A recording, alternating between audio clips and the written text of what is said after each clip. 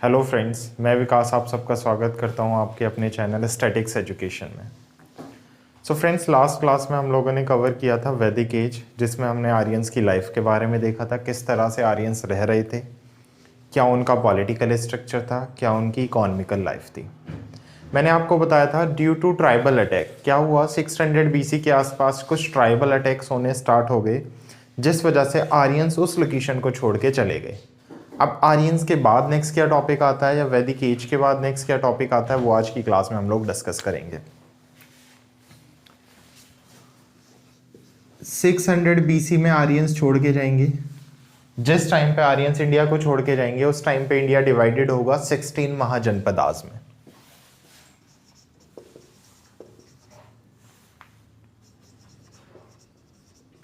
Divided into 16 mahajanapadas.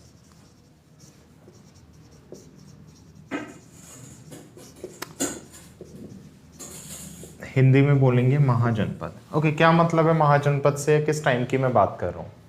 जिस time पे Aryans गए थे 600 BC में, उस टाइम पे इंडिया में एक साथ 16 किंग्स रूल कर रहे थे, 16 राजा रूल कर रहे थे।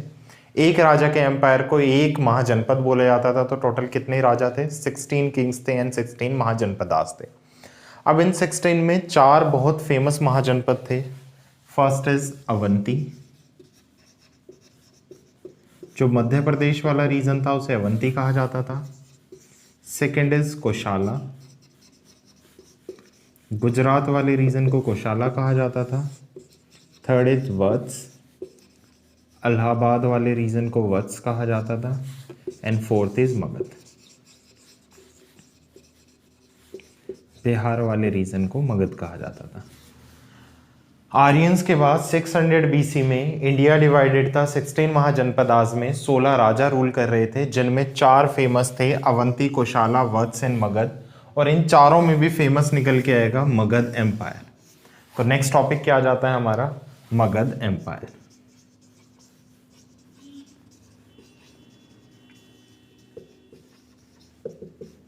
मगध एम्पायर 600 BC से 325 BC। तो क्या हुआ, आर्यंस के बाद क्या फेमस होना स्टार्ट हुआ, Magadh empire.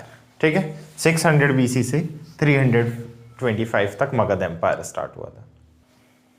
Magadh empire 600 BC से 325 BC।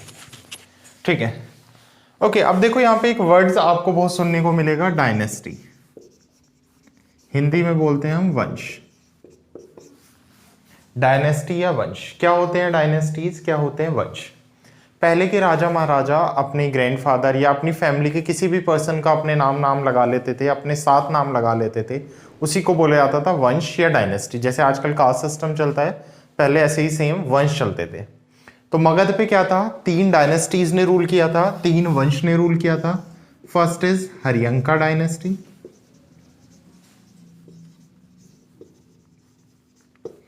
इसका टाइम पीरियड था, एक्चुअल में काउंट होता है 544 BC से और ये जाएगा 414 BC तक। Second is Shishunaga dynasty, 414 BC से 356 BC तक। And third is Nanda dynasty, 356 BC से 325 BC तक।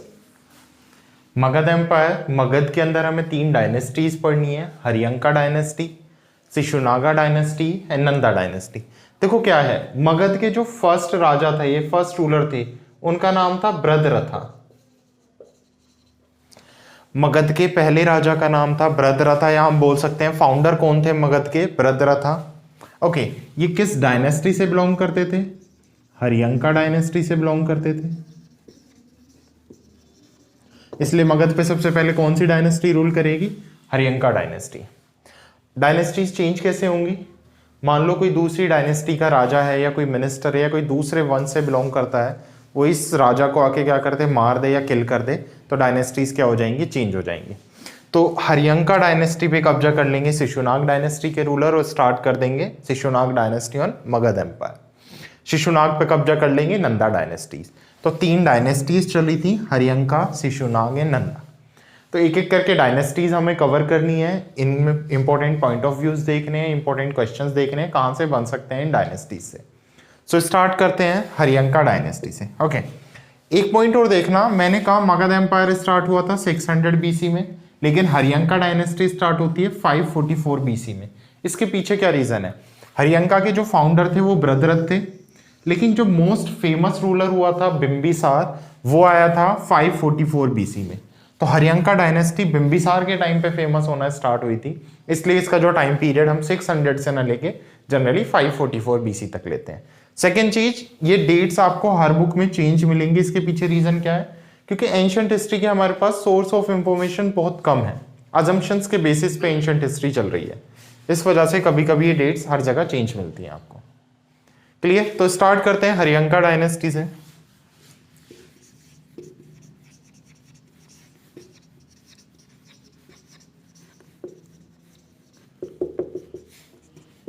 ओके, फाउंडर मैं ऑलरेडी बता चुका हूं, हरियंका डायनेस्टी के थे बृहद्रथ। लेकिन अगर आपसे क्वेश्चन करता है कि एक्चुअल फाउंडर कौन थे, एक्चुअल मतलब जिस पर्सन ने इस डायनेस्टी को इंपॉर्टेंट बनाया है, या जिस पर्सन ने इस डायनेस्टी का क्या किया, एक्सपेंशन किया, विस्तार किया, इस डायनेस्टी को बढ़ाया, तो वो थे बिंबिसार। तो फर्स्ट आ जाते हैं हमारे बिंबिसारा। तो बिंबिसार से हम लोग स्टार्ट करते हैं। सबसे पहला important point, actual founder.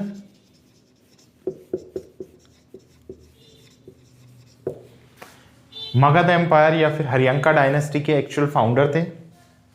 Next मैं बात करूं, first king who start matrimonial alliance.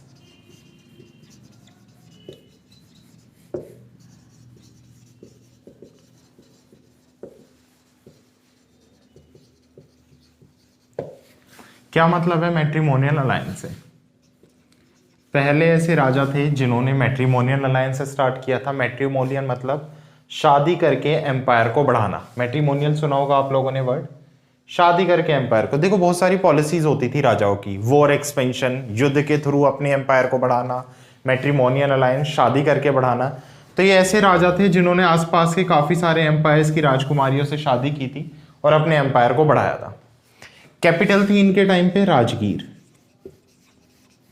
3 नाम से जानी जाती थी ये, राजगीर, राजगृह और कभी कभी गिरिभराज के नाम से भी ये जानी जाती थी। यहां पे लिखा नहीं जा रहा है, मैं दोबारा लिख देता हूं।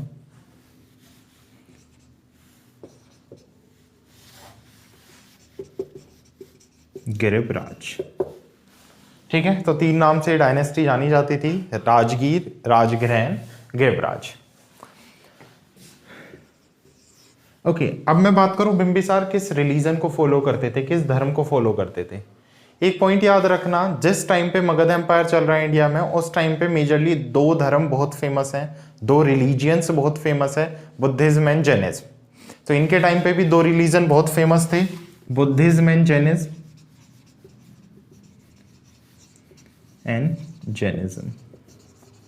लेकिन इसमें से ये फॉलो करते थे जैनिज्म को। तो बिंबिसार फॉलो करते थे जैनिज्म को। क्लियर?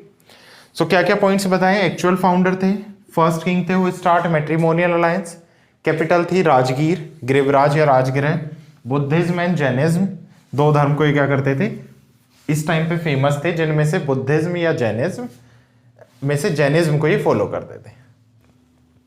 ठीक है, ओके। उसके अलावा बिंबिसार ने दावा किया था कि उसने जैन धर्म के फेमस यानी जैनिज्म के 24 तीर्थंकर महावीर से भेंट की थी या महावीर से मुलाकात की थी। उसके अलावा बुद्धिज्म के फाउंडर बुद्धा से भी ये मिले थे। ओके, नेक्स्ट बात करें, एक पर्सन था जीवक, इसके ऊपर बहुत क्वेश्चंस पुट अप होते हैं। इसने क्या किया था? सबसे पहले जॉन्डेक्स, जिसे हम पीलिया बोलते हैं, उसकी बीमारी को खोजा था, उसके लिए दवाई निकाली थी। उसके अलावा एक अवंती के राजा थे जिनको जॉन्डेक्स की प्रॉब्लम हो गई थी। अवंती कौन सा रीजन है? मध्य प्रदेश वाला रीजन है। अवंती के राजा को जॉन्डेक्स नाम की बीमारी हो जाती है, पीलिया हो जाता है।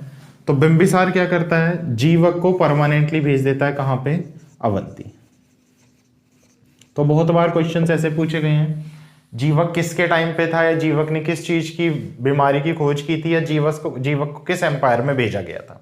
तो जीवक बेसिकली एक वैद्य थे, एक मेडिसिन थे, जो मगध एम्पायर में हरियंका डायनेस्टी में रहते थे। बिंबिसार के टाइम पे कंटेम्पररी थे, समकालीन थे।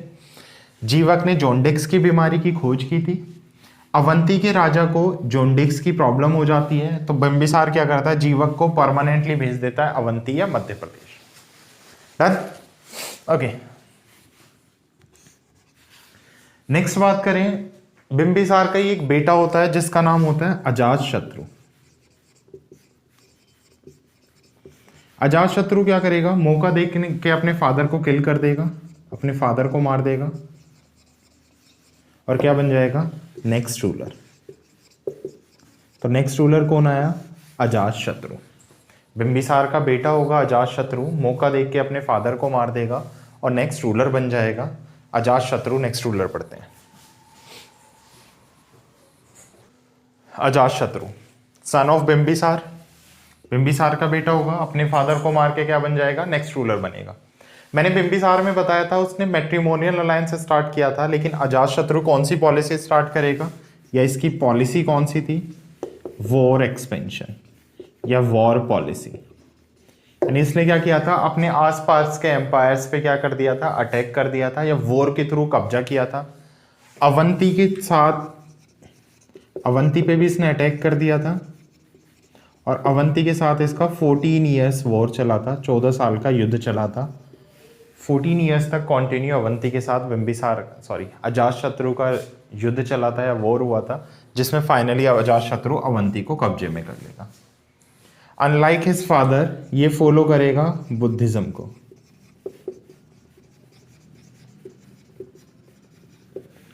फादर इसके जैनिज्म को फॉलो करते थे, ये फॉलो करेगा बुद्धिज्म को।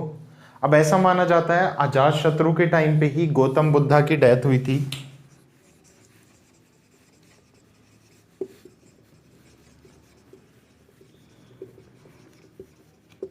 इन 483 BC, 483 में गौतम बुद्धा की डेथ होगी, और इनकी डेथ के बाद कंडक्ट कराई जाएंगी बुद्धिज्म काउंसिल।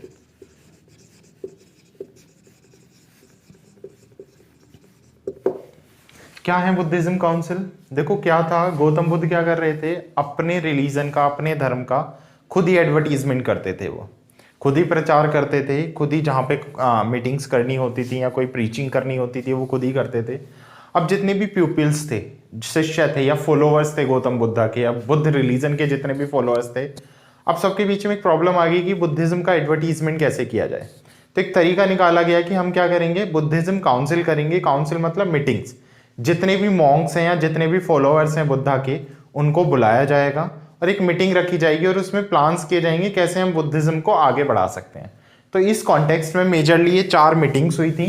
अब चारों मीटिंग बहुत इंपॉर्टेंट होती है, तो हम यहाँ पे बात करें फर्स्ट बुद्धिज्म काउंसिल। समझ आया बुद्धिज्म काउंसिल क्या है, बेसिकली बुद्ध के जितने भी फॉलोअर्स थे वो बुद्ध रिलीजन को या बुद्धिज्म को आगे बढ़ाना चाहते थे, तो क्या क्या किया जाए, कैसे एडवर्टीजमेंट किया जाए, उस पूरी प्लानिंग के लिए मीटिंग्स रखी गई थी, जिनमें फर्स्ट मीटिंग हुई थी अजातशत्रु के टाइम पे। अब 4 से 5 पॉइंट्स है जो हर मीटिंग में आपको याद रखने हैं, एक एक करके पढ़ते हैं। सबसे पहले फर्स्ट बुद्धिज्म काउंसिल करेंगे। देखो जिस राजा के टाइम पे होगी उसी राजा के साथ हम कवर करके चलेंगे। अब 4 पॉइंट या 5 पॉइंट है। सबसे पहले किंग पता होना चाहिए किस राजा के टाइम पे हुई थी, अजातशत्रु, ये मैंने अभी बताया आपको, अजातशत्रु के टाइम पे हुई थी। टाइम 483 BC, 483 BC में हुई थी। ओके, नेक्स्ट प्लेस, जो राजा की कैपिटल चल रही होगी राजगीर। ओके, ऐसा माना जाता है राजगीर जो बिहार वाला रीजन था, वहां पे सतपति कथाएं, केव्स थी, सतपति गुफाएं थी, उन गुफाओं में ये मीटिंग कंडक्ट कराई गई थी। तो king Ajatashatru, time 483 BC, place Rajgir. Okay, हर मीटिंग का एक प्रेसिडेंट होता था, तो इस मीटिंग का प्रेसिडेंट कौन था, सबाकामी। ओके,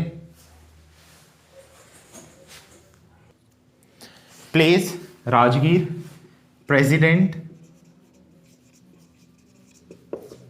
महाकश्यप। 4 पॉइंट्स हो गए।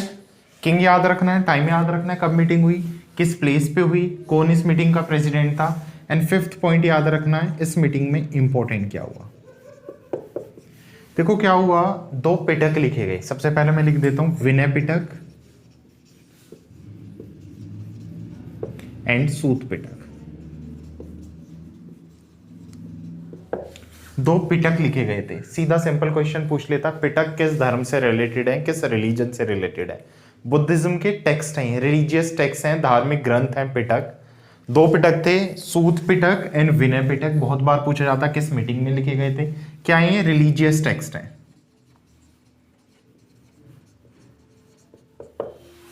ठीक है, इनके अंदर बताया गया है बुद्धा की प्रीचिंग्स, प्रिंसिपल्स, क्या क्या फॉलो करना चाहिए जो बुद्धिज्म को फॉलो कर रहे हैं, तो वो सारा इनके अंदर डाला गया है। ओके, अब क्या होगा, मीटिंग क्लियर। अजात शत्रु का ही बेटा उदाइन ये भी अपने फादर को मार देगा एंड नेक्स्ट रूलर बन जाएगा। तो नेक्स्ट रूलर हो गया उदाइन। तो पहला राजा हमने देखे Bimbisara, second ruler Ajatashatru and Haryanka dynasty में 3rd रूलर आएंगे उदाइन, सन ऑफ अजातशत्रु। उदाइन के बारे में ज्यादा इंपॉर्टेंट नहीं है, एक पॉइंट आपको पढ़ना है। इन्होंने क्या किया था, बेसिकली एक प्लेस इस्टेब्लिश किया था, पाटलिपुत्रा।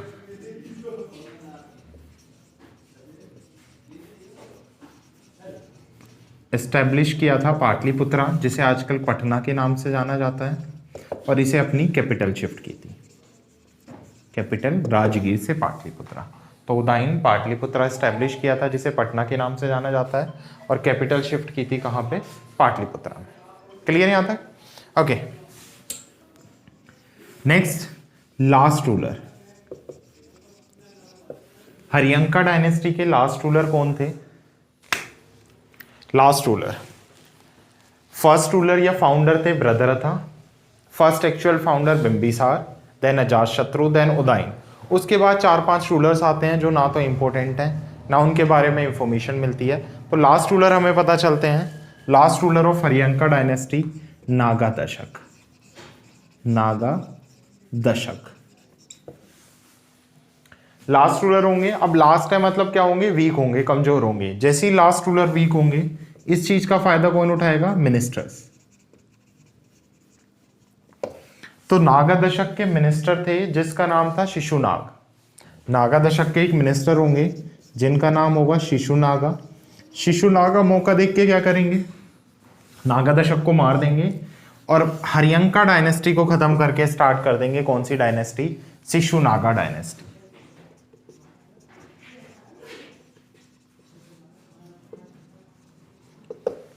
तो मैंने बताया था पहले हरियंका डायनेस्टी पढ़नी है, हरियंका डायनेस्टी के बाद शिशुनागा डायनेस्टी। तो कैसे आई शिशुनागा डायनेस्टी, नागा दशक को उसी का मिनिस्टर शिशुनाग मार देगा, जो शिशुनागा डायनेस्टी इंडिया में या फिर मगध एम्पायर के ऊपर स्टार्ट कर देगा। क्लियर यहां तक? ठीक है, तो आज हम लोगों ने कवर की है हरियंका डायनेस्टी। नेक्स्ट क्लास में हम लोग कवर करेंगे Shishunaga dynasty and Nanda dynasty. ठीक है, मिलते हैं नेक्स्ट सेशन में। आई होप आप लोगों को ये पसंद आया होगा। पसंद आया तो लाइक करें, शेयर करें, सब्सक्राइब करें। Thank you so much.